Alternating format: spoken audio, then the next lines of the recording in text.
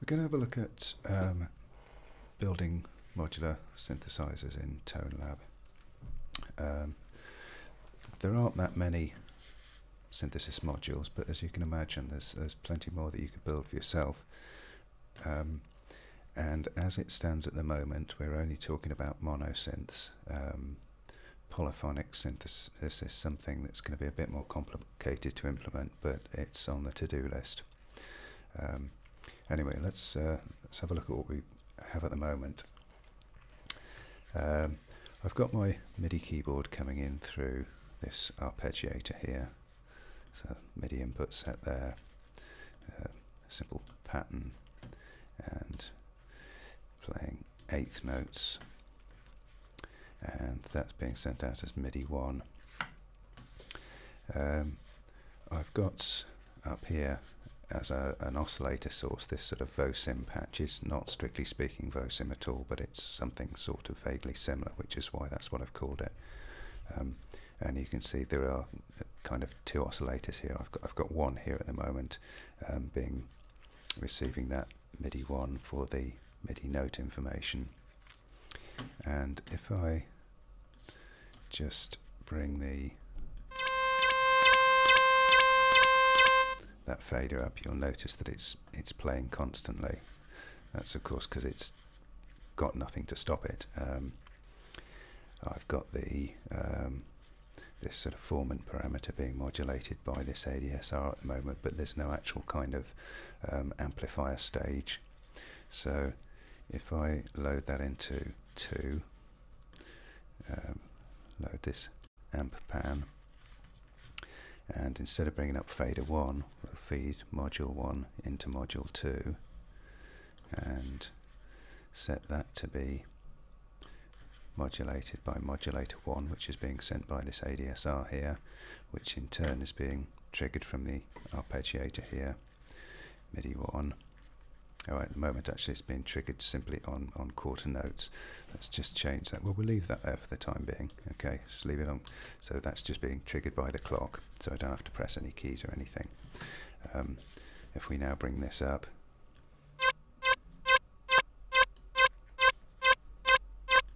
okay, so that's being triggered by the clock. If we then want to, I'll change that now to the arpeggiator. So that's MIDI 1. So now I bring that up. Nothing's happening until I press some notes.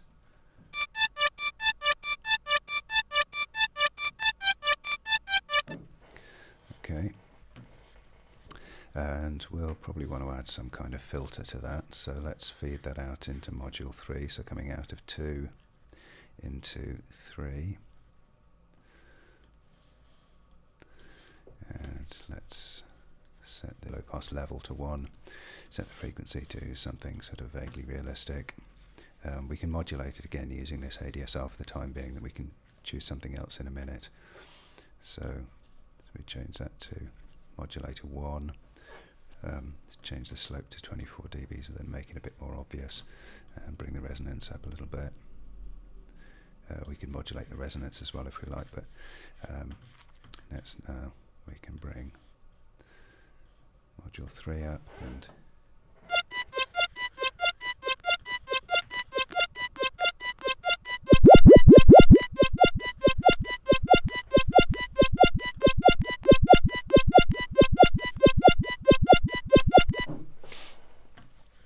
okay, so what else could we do with that? Well, we could probably bring in something like a ring modulator or frequency shifter. We've got this here, so I'll set this to frequency shifter mode, and we can have this either, at the moment the mode is fixed, so we simply have that oscillator there modulating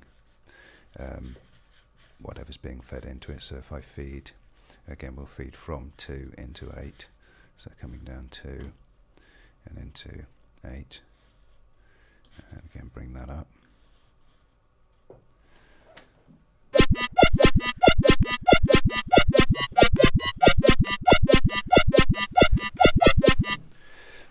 What we can also do, we can have it you can do kind of sub-oscillator things by having it tracked. This is pitch tracking here, or in the case where we're being fed by MIDI, we can get a much more accurate result by using MIDI input to tell us what the frequency is. So we can have this as a MIDI ratio. If I set that to MIDI 1, then it'll take its pitch from here. So now it'll be modulating it with a frequency which is half the input frequency. So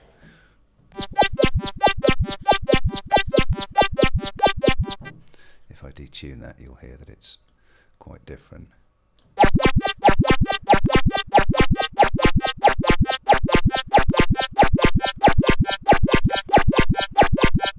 But it's whatever it is, it's going to be a fixed ratio of the input frequency. What else can we could obviously modulate that if we wanted to. Let's at the moment we're modulating everything using this ADSR here. Let's add a sine wave LFO. Let's have a fairly slow sweep. Let's send that as MIDI 2 and have this as MIDI 2 here now.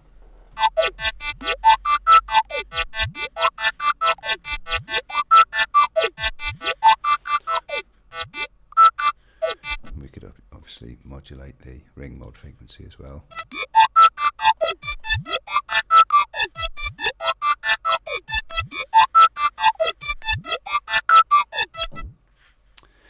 And we could use a different envelope instead of this ADSR. Let's use this envelope generator here to modulate the formant parameter here. So let's set this to modulator 3. Send that as modulator 3. Again, at the moment it's being triggered by whole notes there. If we set this to MIDI 1,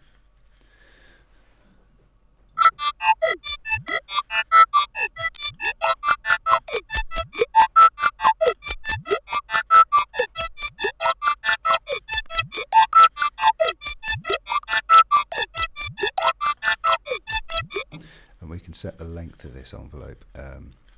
At the moment it's set to 3, which means that whatever length I set in here will be the length of the envelope. But if we had it set to, you could set it to the length of a buffer. In fact, if you had a buffer playing object like a loop player there or something, but you can also set it to the trigger length, and what that will do is take the length of whatever this input trigger is and set the envelope to that length as well. So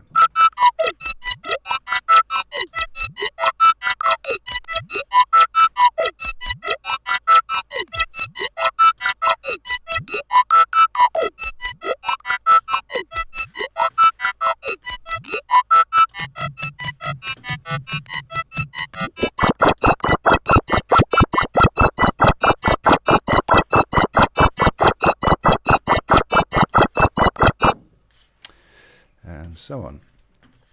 Let's try some different oscillators. Instead of this VOSIM thing, let's just try first of all a standard sort of like you might get on a subtractive synth. This one here, this VCO, it's got all the usual waveforms: triangle, clip, which is a sort of clipped sawtooth, sine, pulse, and sub. So again, if we set this to MIDI 1,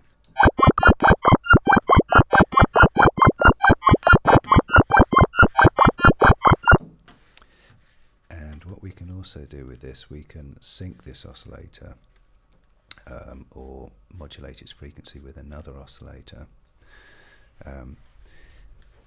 How this works, if let's just set up another one. Let's just set up, let's put it in 4. So if I go to 4, I'll put in another one of these, and then what we want to do is to send the output of this into module 1.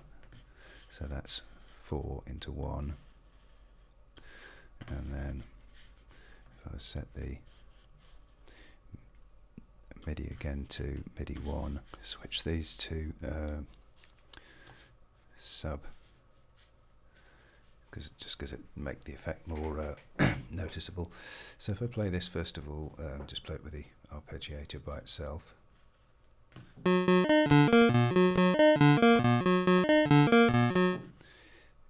Now if we modulate that with that LFO, modulate the frequency, that is.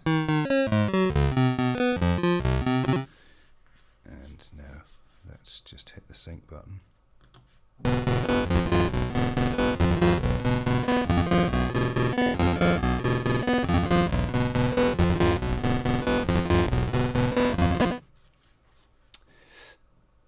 And likewise the same kind of thing if we were to use FM. Let's change it to sine wave for that.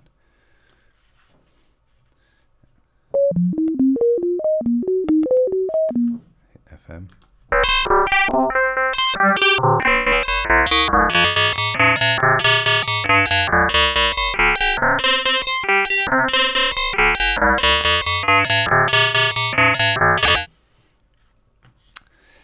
And talking of FM, there are of course some FM, simple FM oscillators. So replacing that one that we had there before, let's just put that to MIDI 1. Let's get the FM modulation. Let's take it from this envelope here. What's this? F3. MIDI 3 and modulator 3 is better.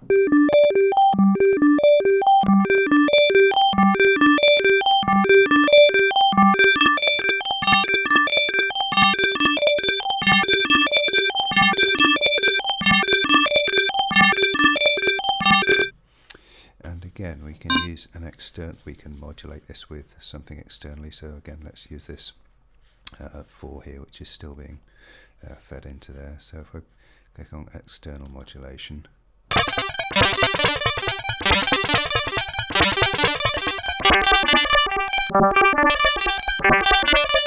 let's try something other than a sine wave.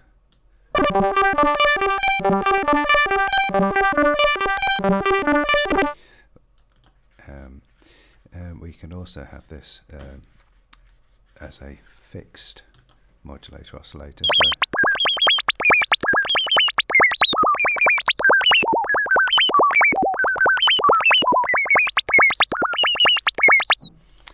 So we can add feedback.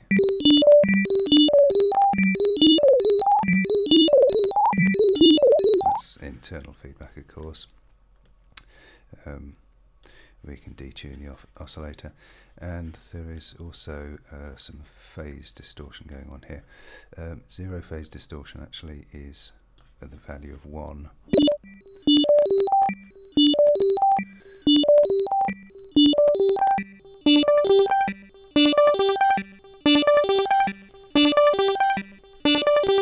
And of course we could have that being modulated by something that's, let's use the ADSR, which is modulator 1.